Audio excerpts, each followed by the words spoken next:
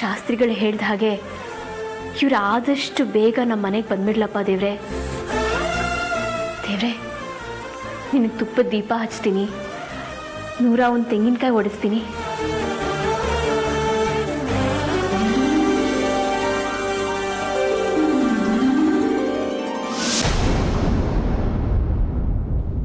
ಚಿಕ್ಕಪ್ಪ, ಚಿಕ್ಕಪ್ಪ, ಅರ್ಜುನವ್ರು ಇಷ್ಟೊತ್ತಿನಲ್ಲಿ ಅರ್ಜುನ ಇಲ್ಲೇ ಬರ್ತಿದ್ದಾರೆ ಅನ್ಸುತ್ತೆ. ನಡಿ ಅಮೃತ.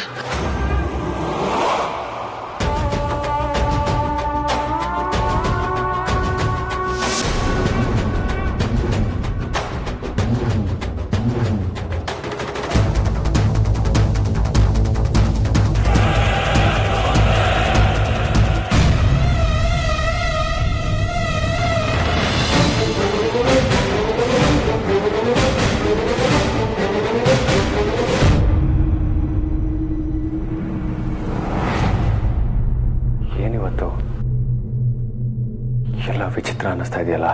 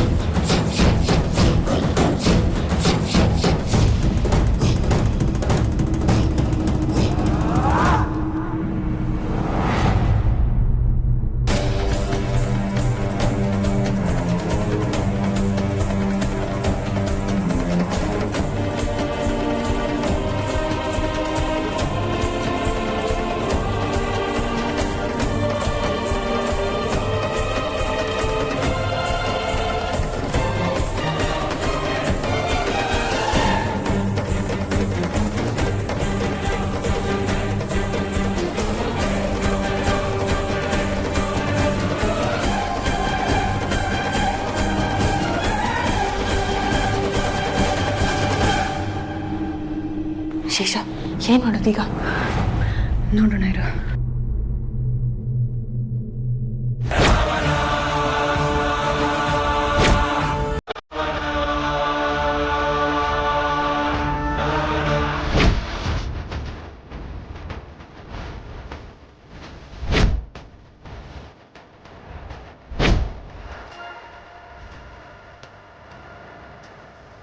ಈಗ ನೋಡ್ತೀನಿ ಆ ನಾಗಿಣಿ ನಮ್ಮ ಅಣ್ಣನ ಅದು ಹೇಗೆ ಹುಡುಕ್ತಾಳೆ ಅಂತ.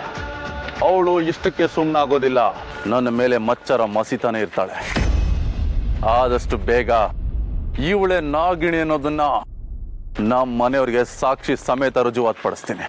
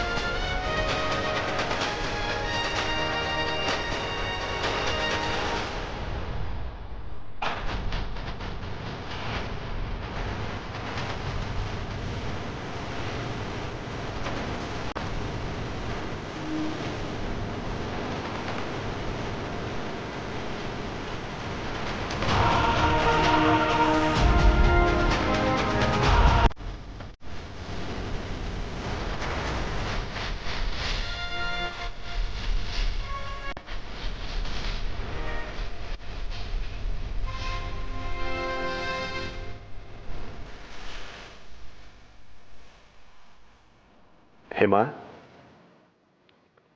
ಹೇಮಾ, ಹೇಮಾ,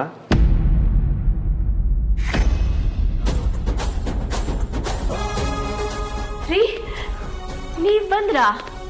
ಹೌದು ಹೇಮಾ. ಇದ್ ಕನ್ಸಲ್ಲ ತಾನೆ? ಇಲ್ಲ, ಖಂಡಿತ ಕನಸಲ್ಲ, ನಿಜಾನೇ. ಪ್ರತಿ ವರ್ಷ ನಿನ್ನ ಬರ್ಡೇಗೆ ಎಲ್ರಿಗಿಂತ ಮುಂಚೆ ತಾನೇ ವಿಶ್ ಮಾಡ್ತಾ ಇದ್ದಿದ್ದು. ಅದಕ್ಕೆ ಈ ವರ್ಷನೂ ನಾನೇ ಫಸ್ಟ್ ವಿಶ್ ಮಾಡ್ಬೇಕಂತೇಳಿ ಬಂದಿದ್ದೀನಿ. ಈ ಸಲ ನನ್ನ ಹುಟ್ಟುಹಬ್ಬಕ್ಕೆ ನೀವು ಬರ್ತಿರೋ ಇಲ್ವೋ ಅಂತ ಅನ್ಕೊಂಡ್ಬಿಟ್ಟಿದ್ದೆ ಗೊತ್ತಾ? ಛೇ, ಹುಟ್ಟಿದಬ್ಬದ ದಿನ ಯಾರಾದರೂ ಕಣ್ಣೀರು ಹಾಕ್ತಾರಾ?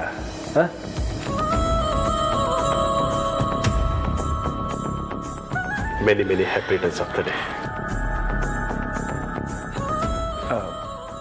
ಓಪನ್ ಮಾಡಿ ನೋಡಲ್ವಾ?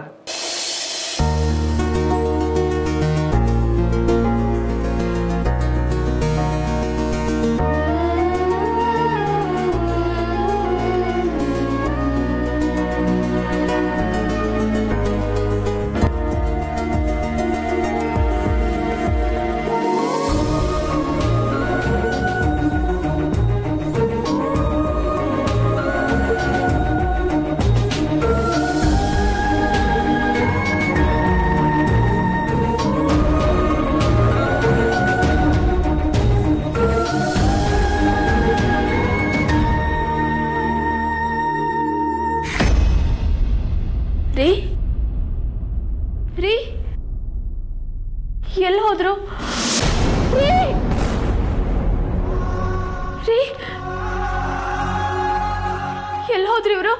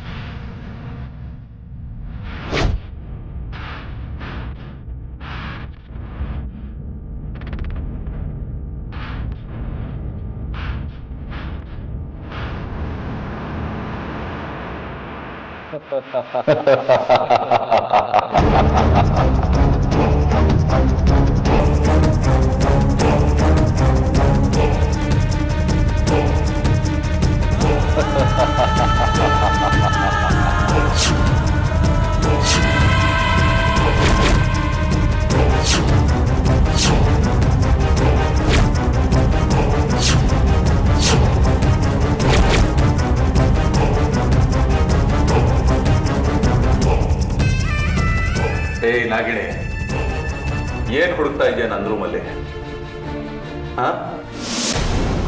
ಉತ್ತರ ಕೊಡಬಾರ್ದು ಅನ್ನೋ ಸೊಕ್ಕ? ಹೌದು, ಸೊಕ್ಕೆ. ಏನಂದೆ? ನಿನ್ನಂತ ದುರ್ಮಾರ್ಗಿಗಳಿಗೆ ನಾನು ಹೀಗೆ ಮರ್ಯಾದೆ ಕೊಡೋದು ಅಂತ ಅಂದೆ. ಸಂಸ್ಕೃತಿ ಸಂಸ್ಕಾರ ನಿಮ್ಮಂತ ತುಚ್ಛ ಹುಳುಗಳಿಗೆ ಎಲ್ಲಿಂದ ಬರಬೇಕು ಹೇಳೋ? ಹೌದು, ಸಂಬಂಧಗಳಿಗೆ ನೀನೇನ್ ಬೆಲೆ ಕೊಟ್ಟಿದ್ಯಾ? ಯಾವ ಸಂಬಂಧ? ನಿನ್ನ ವಿಷ್ಣು ಸಂಬಂಧ. ಹೀಗೆ ಸುತ್ತಿ ಬಳಸಿ ಮಾತಾಡಬೇಡ. ನಿನ್ಗೇನ್ ಬೇಕು ಅನ್ನೋದನ್ನ ನೇರವಾಗಿ ಕೇಳೋ. ನನಗೆ ವಿಷ್ಣು ಬೇಕು. ವಿಷ್ಣು ಎಲ್ಲಿದ್ದಾನೆ ಅನ್ನೋದು ಬೇಕು. ವಿಷ್ಣು ನನ್ನ ಹತ್ರ ಎಲ್ಲಿದ್ದಾನೆ? ವಿಷ್ಣು ನಾಗಿಣಿ ಬಂಧನದಲ್ಲಿದ್ದಾನೆ ಅನ್ನೋದು ಎಲ್ರಿಗೂ ಗೊತ್ತಿರೋ ನಗ್ನ ಸತ್ಯ. ಸುಳ್ಳು. ಅವನು ನನ್ನ ಬಂಧನದಲ್ಲಿಲ್ಲ.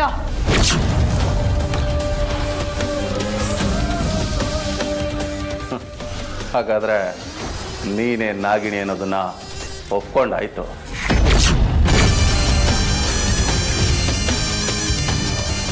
ನಾನು ನಿನ್ನ ಪಾಲಿಗೆ ಮಾತ್ರ ನಾಗಿಣಿ, ಬೇರೆಯವರ ದೃಷ್ಟಿಯಲ್ಲಿ ಅಮೃತ. ನೋಡು, ಸುಮ್ಮನೆ ಸಮಯನ ವ್ಯರ್ಥ ಮಾಡೋದಕ್ಕೆ ನೋಡ್ಬೇಡ. ವಿಷ್ಣುನ ನಿನ್ನ ಬಂಧನದಿಂದ ಬಿಟ್ಬಿಡು. ನಾಗಮಣಿ ನನ್ನ ಹತ್ರ ಇಲ್ಲ ಅನ್ನೋದು ನಿನಗೂ ಗೊತ್ತು. ಅಂಥದ್ರಲ್ಲಿ ವಿಷ್ಣುನ ನಾನು ಹೇಗೆ ಬಂಧಿಸೋದಕ್ಕಾಗತ್ತೆ ಹೇಳೋ? ನಿನ್ನ ಹತ್ರ ನಾಗಮಣಿ ಇದ್ದಾಗ ಬಂಧಿಸಿರೋದು. ನನ್ನ ಹತ್ರ ಯಾವ ವಿಷ್ಣುನೂ ಇಲ್ಲ. ಅಮೃತ, ಇವನ ಹತ್ರ ಏನ್ ಮಾತು? ಇವನನ್ನ ವಿಷ್ಣುಪುರದಲ್ಲೇ ಸಾಯಿಸ್ಬೇಕಾಗಿತ್ತು. ಇನ್ನೂ ಕಾಲ ಮಿಂಚಿಲ್ಲ, ಮುಗಿಸಿ ಇವನನ್ನ. ಇಲ್ಲ ಶೇಷ, ಇವನನ್ನ ಇಲ್ಲಿ ಮುಗಿಸೋದಕ್ಕಾಗೋದಿಲ್ಲ. ಯಾಕೆ? ವಿಷ್ಣು ಕಾಣಿಸ್ತಾ ಇಲ್ಲ ಅಂತ ಅತ್ತೆ ದುಃಖದಲ್ಲಿದ್ದಾರೆ. ಇವನನ್ನ ಕೊಂದು ಮತ್ತೆ ದುಃಖನ ಕೊಡೋದಕ್ಕಾಗೋದಿಲ್ಲ. ಇಂಥ ಕ್ಷುಲ್ಲಕ ಭಾವನೆಗಳಿಗೆ ಬಲಿ ಆದ್ರೆ ನೀನ್ ನಿನ್ನ ಗುರಿಯನ್ನ ಮುಟ್ಟೋದಿಕ್ಕಾಗೋದಿಲ್ಲ ಅಮೃತ.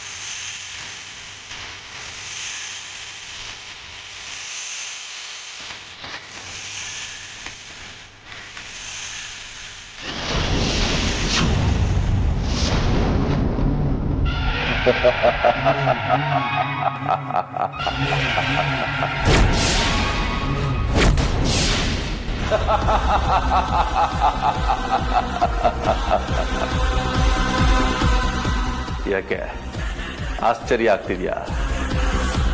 ನಾನು ನಿನಗೆ ಆವತ್ತೇ ಹೇಳ್ದೆ ತಾನೆ, ನಾನು ಮೃತ್ಯುಂಜಯ.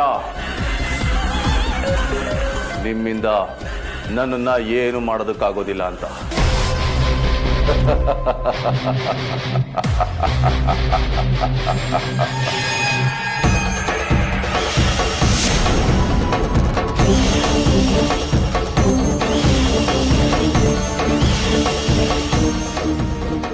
ಇದೇನು ಹೇಳಿ, ಗರುಡ ಪತ್ರೆಯ ಬೇರು. ಇದನ್ನ ಗಂಧದ ತರ ತೇದು ಕುಡ್ದಿದ್ದೀನಿ. ನಿಮ್ಮ ಹಾಲ ನನ್ನನ್ನು ಏನು ಮಾಡೋದಕ್ಕಾಗೋದಿಲ್ಲ. ಮೊದಲು ಇಲ್ಲಿಂದ ತೊಲಗೆ.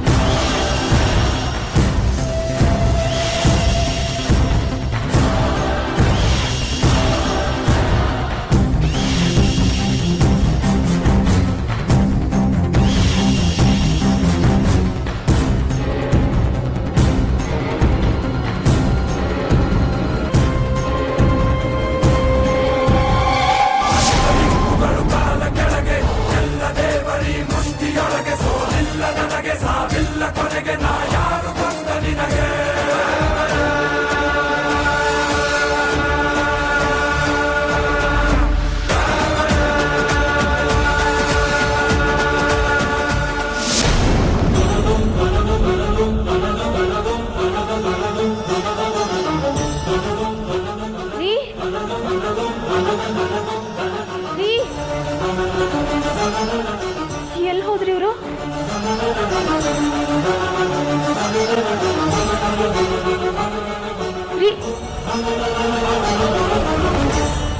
ಇದೇನು ಬಾಗ್ಲ ಹಾಕೇ ಇದೆಯಲ್ಲ, ಎಲ್ಲಿ ಹೋದ್ರಿ ಇವರು? ರೀ ರೀ ಎಲ್ಲಿ ಹೋದ್ರಿ ಇವರು? ಎಲ್ಲೂ ಕಾಣ್ತಾ ಇಲ್ವಲ್ಲ. ಅತ್ತೆ, ಏನ್ ಇಷ್ಟೊತ್ತಿನಲ್ಲಿ ಹೊರಗಡೆ ಬಂದಿದ್ದೀರಾ? ಅಮೃತ, ನಿಮ್ಮ ಮಾವ ಬಂದಿದ್ರು. ಏನ್ ಹೇಳ್ತಿದ್ದೀರಾ ಆಂಟಿ? ಹೌದಮ್ಮ. ಏನು, ಮಾವ ಬಂದಿದ್ರಾ? ನಿಮ್ಮ ಮಾವ ಬಂದು ನನಗೆ ವಿಶ್ ಮಾಡಿದ್ರು. ಆಮೇಲೆ ಅವ್ರು ಎಲ್ಲಿ ಹೋದ್ರು ಅಂತ ಗೊತ್ತಾಗಿಲ್ಲ, ಅದಕ್ಕೆ ಹುಡ್ಕೊಂಡು ಬಂದೆ. ಅತ್ತೆ, ನಾಳೆ ನಿಮ್ಮ ಹುಟ್ಟಿದಬ್ಬ ಅಲ್ವಾ? ಪ್ರತಿ ವರ್ಷ ಮಾವನೇ ನಿಮಗೆ ನಿಮ್ಮ ಹುಟ್ಟು ಹಬ್ಬಕ್ಕೆ ಹಾರೈಸ್ತಾ ಇದ್ರು. ಅದನ್ನೇ ಮನಸ್ಸಲ್ಲಿ ಇಟ್ಕೊಂಡು ಮಲ್ಕೊಂಡಿದ್ದೀರಾ ಅನ್ಸುತ್ತೆ. ಅದಕ್ಕೆ ಈ ರೀತಿ ಕನ್ಸು ಬಿದ್ದಿರೋದು. ಹೌದಲ್ವಾ? ನೀನು ಹೇಳ್ತಾ ಇರೋದು ಸರಿನಮ್ಮ. ನಾನಾಗಲೇ ಅದ್ರ ಬಗ್ಗೆನೇ ಯೋಚನೆ ಮಾಡ್ಕೊಂಡು ಮಲ್ಕೊಂಡೆ. ಅದಕ್ಕೆ ಹೀಗಾಯ್ತೋ ಏನೋ. ಹೌದು ಅತ್ತೆ, ನಡೀರಿ, ನೀವು ಮಲ್ಕೊಳ್ಳಿ. ಬನ್ನಿ ಆಂಟಿ.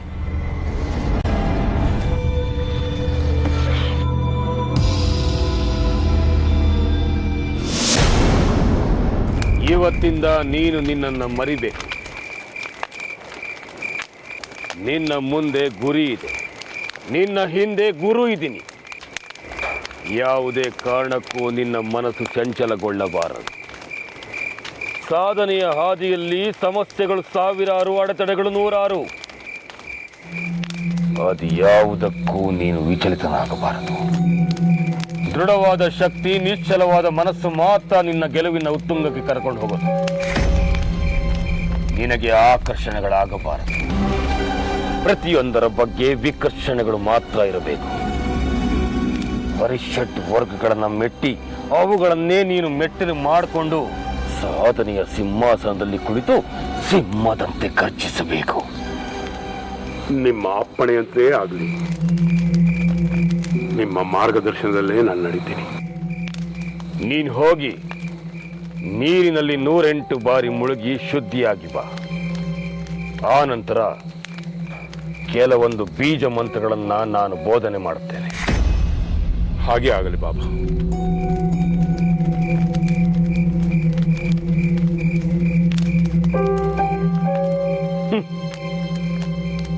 ನಾಗಿಣಿ,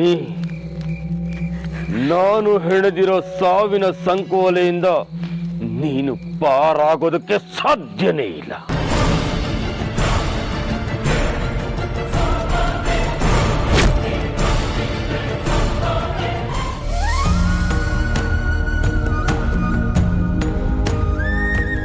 ಅತ್ತೆ, ನೀವು ನೆಮ್ಮದಿಯಾಗಿ ನಿದ್ದೆ ಮಾಡಿ.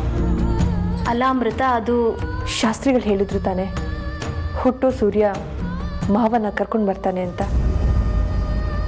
ಮಾವ ಬರ್ತಾರೆ, ನಿಮ್ಮ ಹುಟ್ಟು ಹಬ್ಬಕ್ಕೆ ಹಾರೈಸ್ತಾರೆ. ಖಂಡಿತ ಬಂದೇ ಬರ್ತಾರೆ ಅಲ್ವಾ? ಖಂಡಿತವಾಗ್ಲೂ ಬರ್ತಾರೆ. ನನ್ನ ಮಾತು ಯಾವಾಗಲೂ ಸುಳ್ಳಾಗಲ್ಲ ಅಂತ ನೀವೇ ಹೇಳಿದ್ದೀರಾ ಅಲ್ವಾ?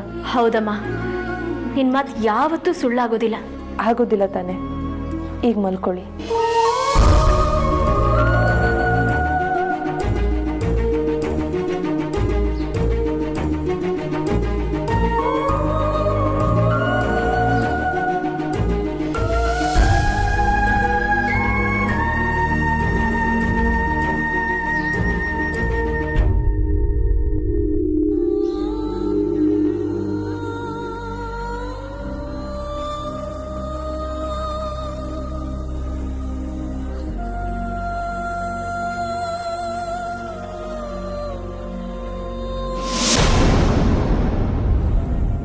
ಅತ್ತೆನ ನನಗೆ ಈ ಸ್ಥಿತಿಯಲ್ಲಿ ನೋಡೋದಕ್ಕಾಗ್ತಾ ಇಲ್ಲ. ನಾಳೆ ಅವರು ಹುಟ್ಟಿದಬ್ಬ, ನಾಡಿದ್ದು ಅವರ ಮದುವೆ ವಾರ್ಷಿಕೋತ್ಸವ. ಈ ಸಮಯದಲ್ಲಿ ಆ ವಿಷ್ಣು ಅವ್ರ ಜೊತೆಗಿದ್ರೆ ಸಂತೋಷ ಪಡ್ತಾರೆ. ಅದೇನು ಸರಿ, ಆದರೆ ಹೇಗೆ ವಿಷ್ಣುನ ಕರ್ಕೊಂಡು ಬರ್ತೀಯಾ? ಅವ್ನು ಎಲ್ಲಿದ್ದಾನೆ ಅನ್ನೋದು ಸಹ ನಮ್ಗೆ ಗೊತ್ತಿಲ್ಲ. ಹಾಗಂತ ಕೈ ಕಟ್ಟಿ ಕೂರೋದಕ್ಕೆ ಆಗೋದಿಲ್ಲ ಶೇಷ. ಈಗ ನಮ್ಮ ಪಾಲಿಗೆ ಉಳಿದಿರೋದು ಪರಮೇಶ್ವರ ಮಾತ್ರ. ಇಲ್ಲಿಂದ ಹೊರಗಡೆ ಹೋಗಿ ಪರಶಿವನ ಧ್ಯಾನ ಮಾಡುವಷ್ಟು ಸಮಯ ನಮ್ಮ ಹತ್ರ ಇಲ್ಲ. ಈಗೇನು ಮಾಡೋಣ ಅಂತಿದ್ಯಾ? ಆ ಪರಮೇಶ್ವರನ ಇಲ್ಲಿಂದನೇ ಬೇಡ್ಕೋತೀನಿ. ಪ್ರತಿ ಸಾರಿನೂ ನನ್ನ ಕೈ ಹಿಡ್ದಿದ್ದಾನೆ. ಈ ಸರಿನೂ ನನಗೇನಾದ್ರೂ ಒಂದು ದಾರಿ ತೋರಿಸ್ತಾನೆ.